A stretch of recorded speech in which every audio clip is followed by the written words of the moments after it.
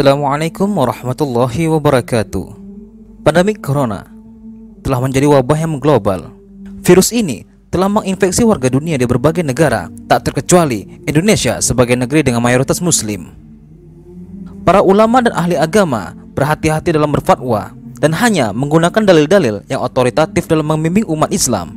Di antaranya hanya menggunakan hadis-hadis yang sahih dan meninggalkan hadis-hadis dhaif dalam berhujjah. Lalu, hadis-hadis sahih mana saja yang bisa dijadikan sebagai hujah dalam membimbing umat Islam dalam menghadapi wabah penyakit yang sedang terjadi? Namun, sebelum kita lanjut ke video, jangan lupa untuk klik tombol subscribe dan lonceng notifikasi agar Anda dapat menjadi pelanggan terbaik kami. Hadis yang pertama adalah Rasulullah SAW bersabda, "Taun, wabah penyakit menular, adalah suatu peringatan dari Allah Subhanahu wa Ta'ala untuk menguji hamba-hambanya dari kalangan manusia. Maka apabila kamu mendengar penyakit itu berjangkit di suatu negeri, janganlah kamu memasuki negeri itu. Dan apabila wabah itu berjangkit di negeri tempat kamu berada, jangan pula kamu lari padanya."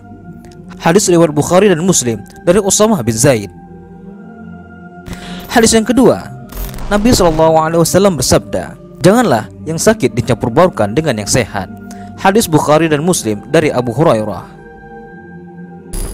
Hadis yang ketiga, Rasulullah SAW bersabda, "Tidak boleh berbuat matlarat dan hal yang menimbulkan matlarat."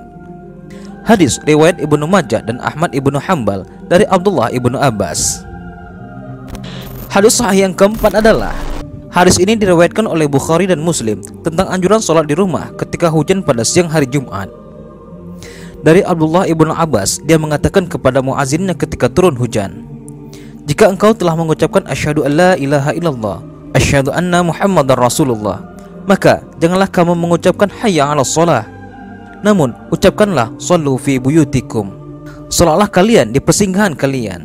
Abdullah bin Abbas berkata, "Ternyata orang-orang sepertinya tidak menyetujui hal ini." Lalu ia berkata, "Apakah kalian merasa heran terhadap ini kesemua? Padahal yang demikian pernah dilakukan oleh orang yang lebih baik dariku.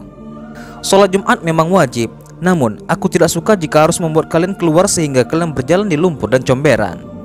Hadis Bukhari dan Muslim dari Abdullah bin Abbas. Hadis yang terakhir adalah pada suatu ketika Umar bin Khattab pergi ke Syam. Setelah sampai di Sarak, pimpinan tentaranya di Syam datang menyambutnya.